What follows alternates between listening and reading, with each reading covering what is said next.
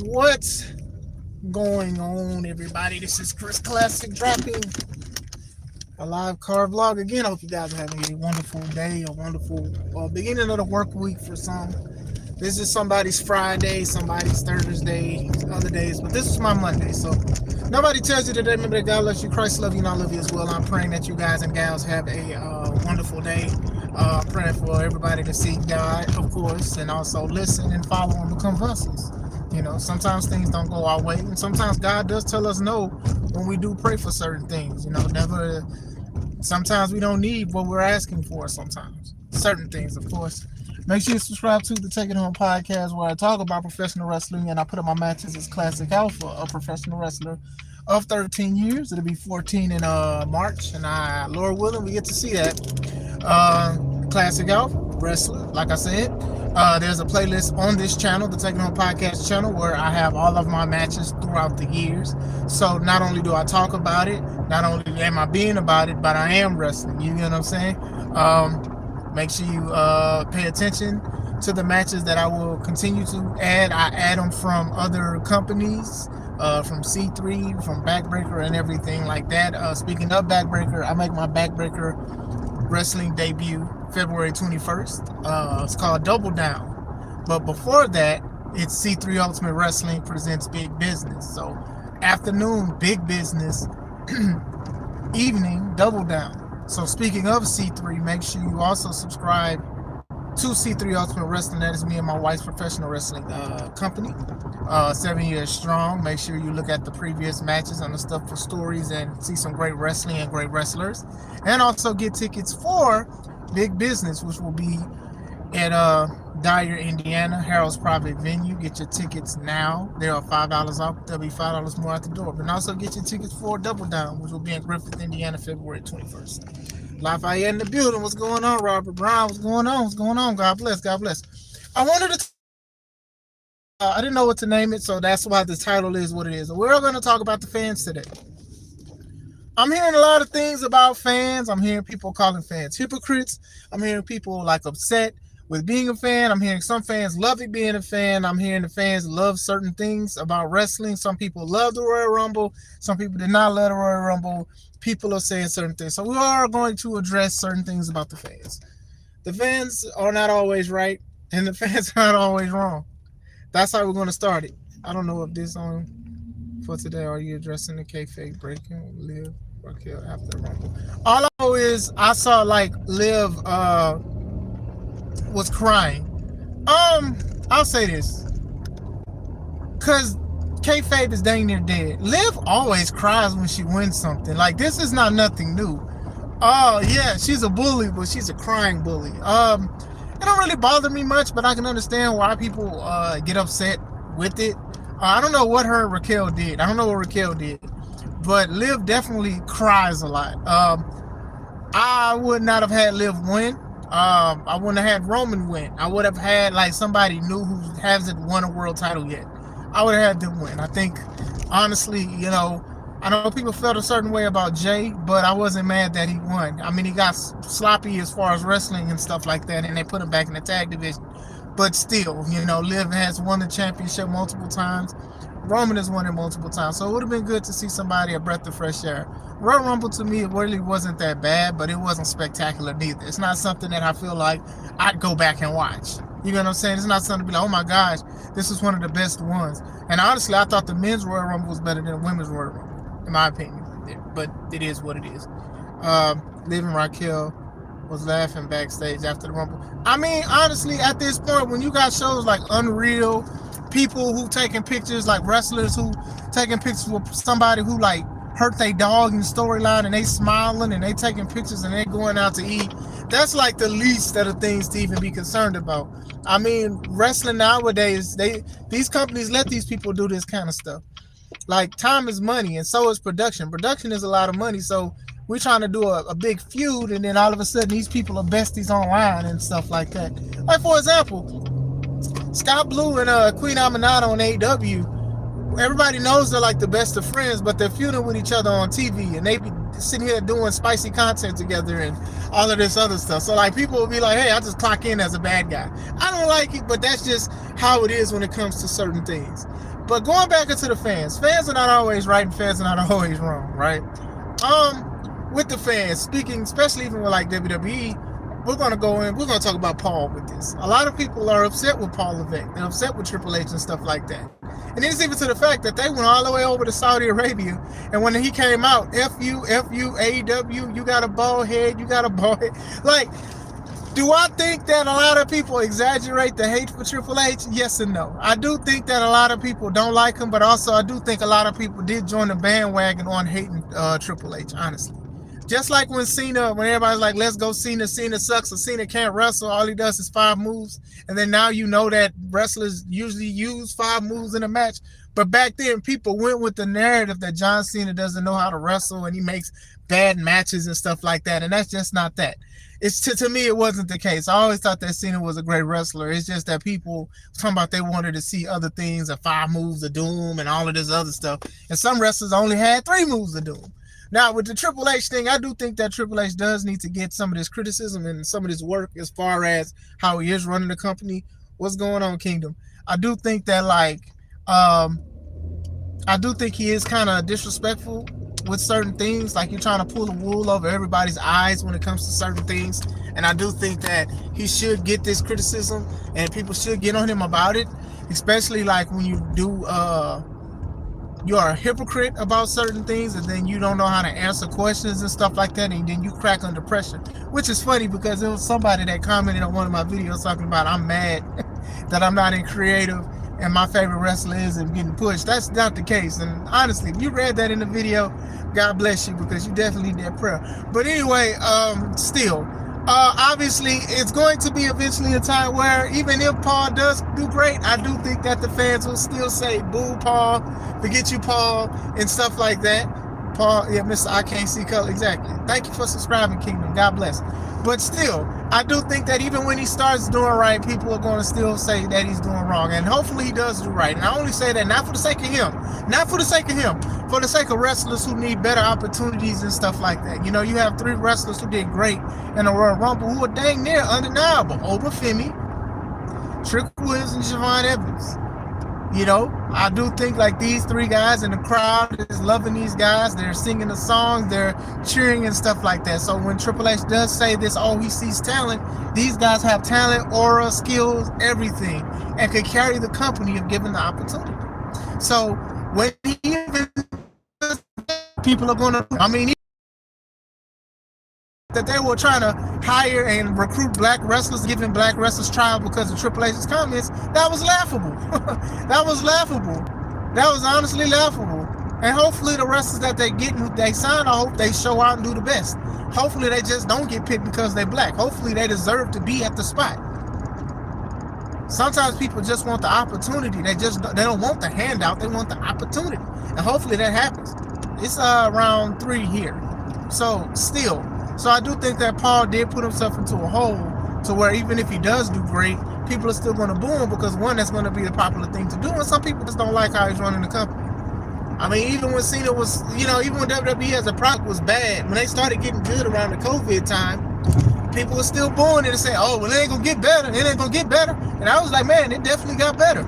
It definitely got better, but still, that's just one of those things. So it's just like, as far as him getting hate in Saudi Arabia, maybe they do feel a certain way about Paul. I don't live out there, so I don't know much of the stuff on social media and stuff like that. So maybe they don't like them as much as the American fans don't like Paul. Then it is what it is. I know a lot of people feel a certain way about Paul because he's in the middle of the WrestleMania flyer for this year. He's also like the face of the Attitude Era, like one of the packages for the 2K. So a lot of people is like, oh my gosh, like this dude is just so self-centered. We talked about him being inducted into the Hall of Fame, and not only was he inducted into the Hall of Fame, he had the longest speech ever. He spoke for about 1 hour and 50 minutes. I had timed it.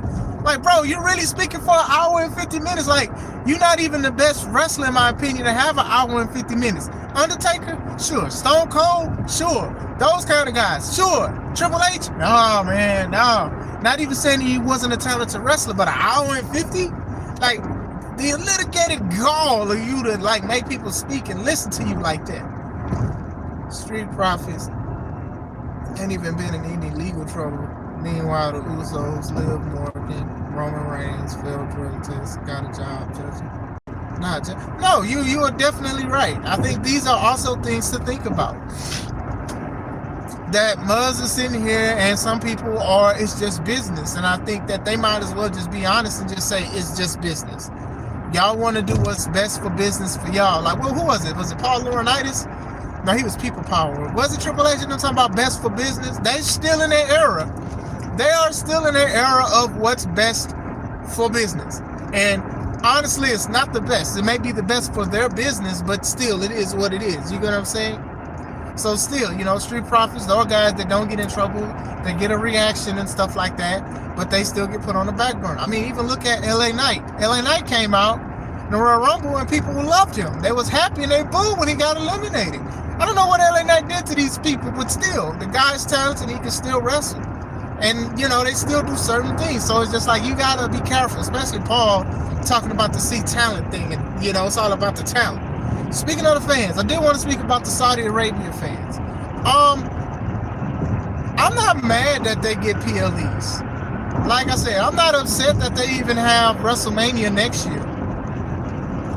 I mean, I'm not going anyway. It costs too much money, but still, I'm not mad because, honestly, they got fans of WWE out there. I know a lot of people are like, a lot of these people are forced to go here and they have to go here, but no. You look at these kids, they're clapping, they're doing the Tiffy time thing, they're laughing. Some are crying. AJ basically had his WWE career ended. Like, these people are emotional. You really think these people out there forcing these people to show emotion like that? No.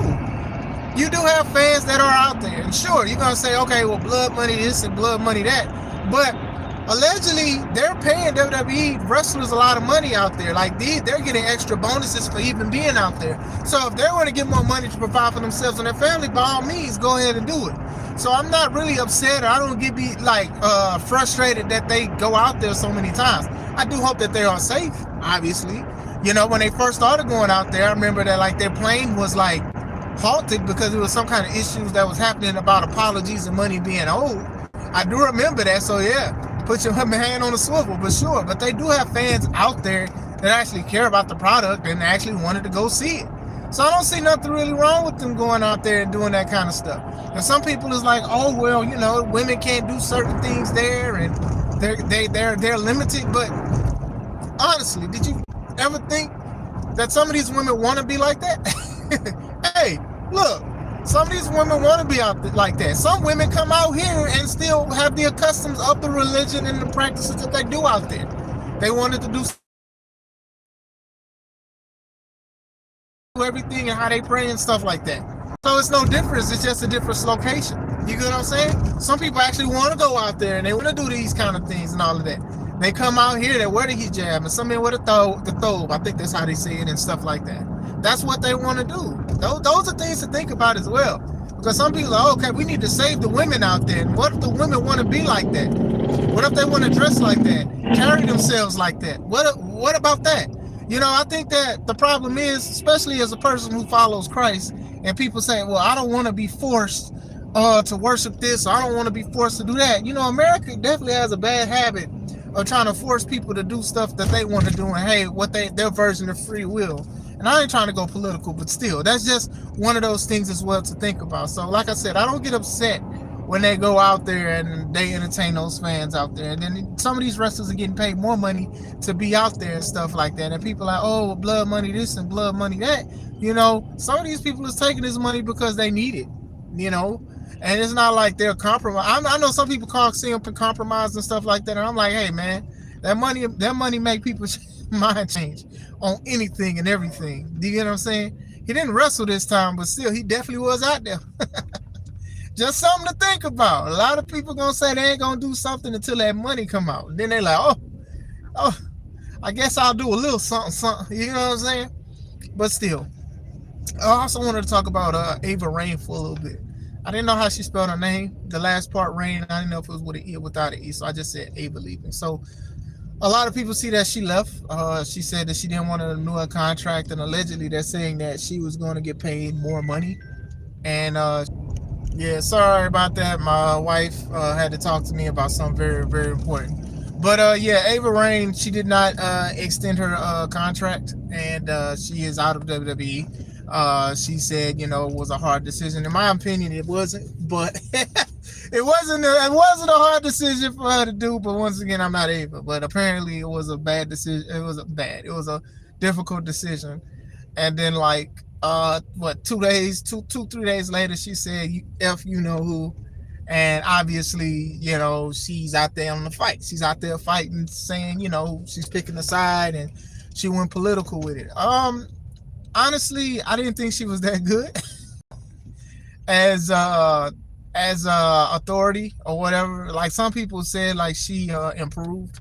And when I did see like videos and stuff, I didn't really care for her. Like to me, I don't know. And I wasn't. I promise y'all, I did not put her in the same standard as her father at all, because her father just be on some stuff too. But I just didn't see nothing. I didn't see nothing special in Ava. And I'm not saying it's like as a person, but as like a wrestling personality, I don't think she was just there. I just think she was just there because it's a little money. She could put it on her resume, whatever she want to do, act, sing, whatever. She could put that on the resume. I work for WWE/NXT and stuff. Whatever she want to do, like I said, I think she's going to obviously make more posts about how she feels about the current climate of things like that. And, some people know that she probably couldn't say the stuff. Well, she couldn't say the stuff that she wanted to say, signed by WWE. And although a lot of people are turning around, and I'm like, man, y'all too old to be talking about, ain't this freedom of speech? Ain't this freedom of speech? Why this? And why people losing their jobs? And why people getting fired? Freedom of speech, freedom of speech. Listen, let me just say this and enlighten you guys respectfully. Sometimes when you sign a contract to your job, or when you do stuff for the job says stuff about certain policies and stuff. When I went to my job or whatever and applied and all of that stuff, they said, like, we here to worry about production. We're here worrying about what we do at this job. We recommend, it's not good to speak about politics, religion, color, and stuff like that. It's not, because they said people have literally went to blows because people have different opinions about certain things. So basically, you can get fired, you can get suspended for doing that, because you're not at this job to speak about this stuff. You're at the job to do your job. There's a lot of jobs that's like that. You literally cannot sit here sometimes and speak about certain things, because it is going to make people uncomfortable because you're speaking about it and you're trying to stand up for stuff. And I'm not even saying that you don't have to stand up for stuff, but what I'm saying is there definitely is a time and a place for it. Sometimes your job is just not the best place for it.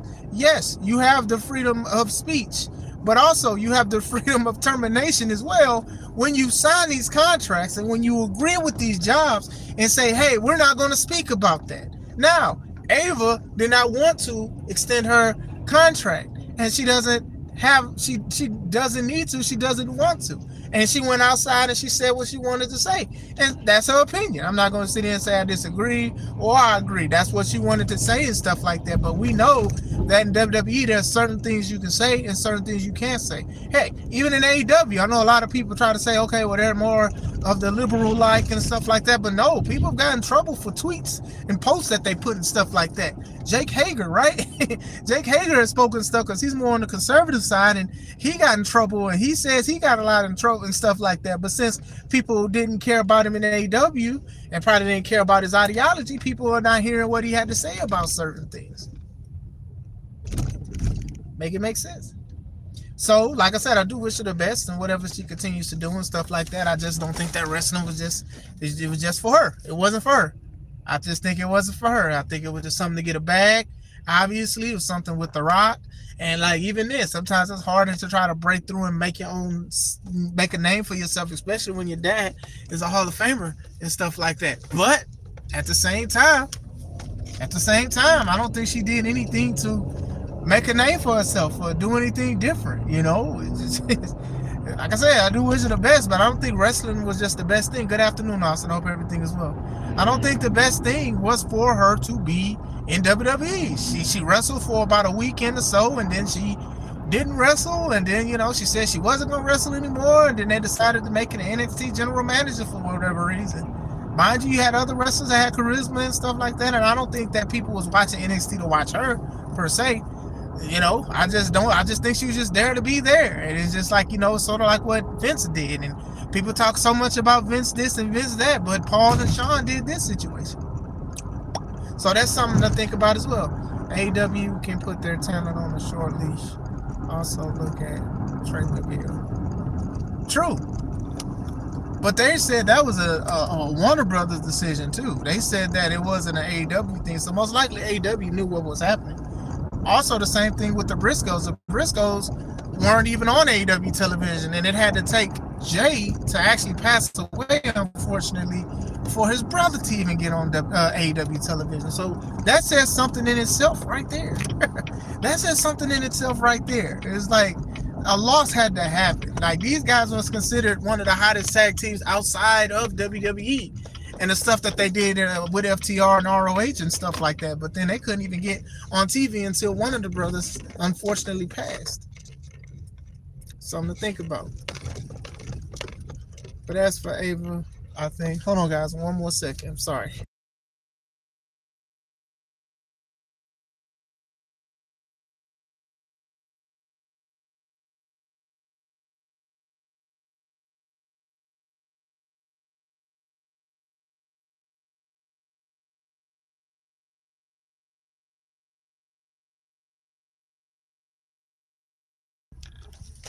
As far as Ava, I think she should do some behind the scenes branding. Probably like her mother.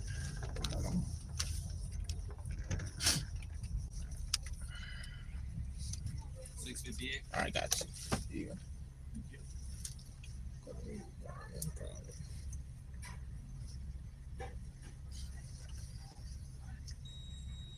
All right, thank you. All right, you too.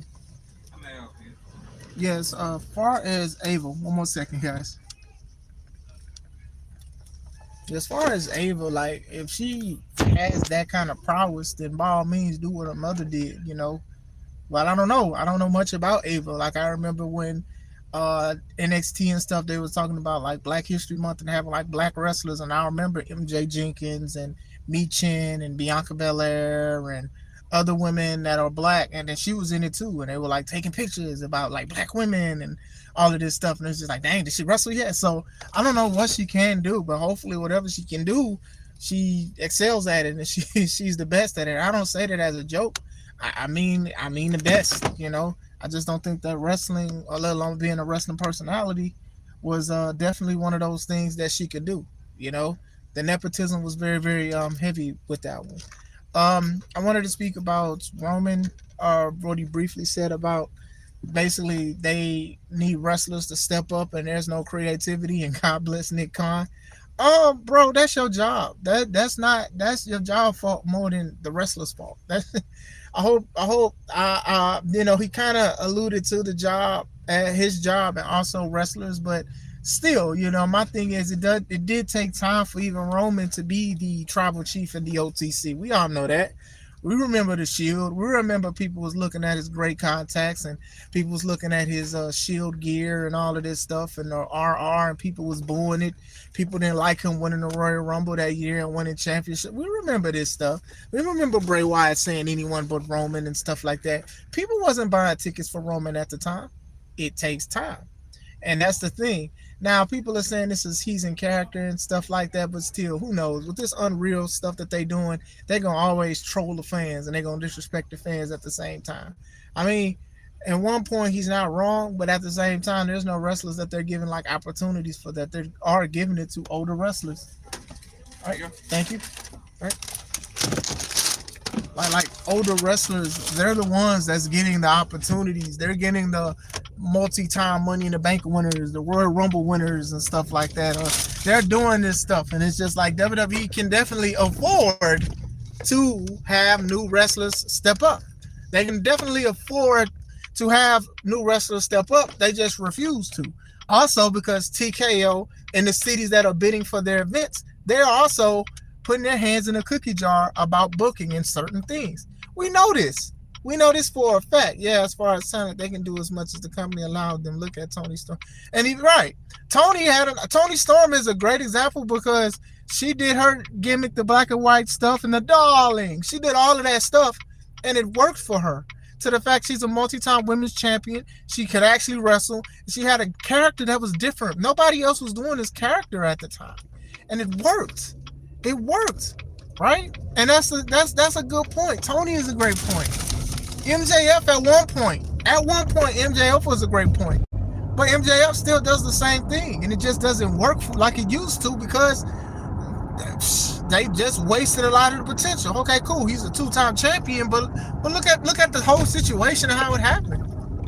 He should have had a super long championship run. I know he beat Kenny Omega's record and all of that, but still, it's not the same luster that he used to have because he was actually a talented wrestler that can actually cut a promo. A lot of the other wrestlers could not cut promos and stuff like that. You know, Wardlow. You know, it's only certain ones, right? But honestly, I do think that if they give new wrestlers a chance, I do think that some could be the face of the company. But we know that WWE picks and chooses who they want to be the face of the company. And I think, like, even Roman being in character or not, still seemed a little tone deaf when he said that. Especially because he said this, the day of or the day before he won the Royal Rumble. So I guess he's going to turn around and, like, talk his swag and talk his stuff. Because he's either going to go against CM Punk or Drew McIntyre. I low-key don't want to see neither one of them, but it's money, right? So I do think that was a little tone deaf, and I did want to speak about that a little bit. But let me know what you guys think in the comments. Please forgive me for muting and also like taking care of some stuff. I had to take care of some stuff, so let me know what you guys think. This is Chris Classic. Let's take it home.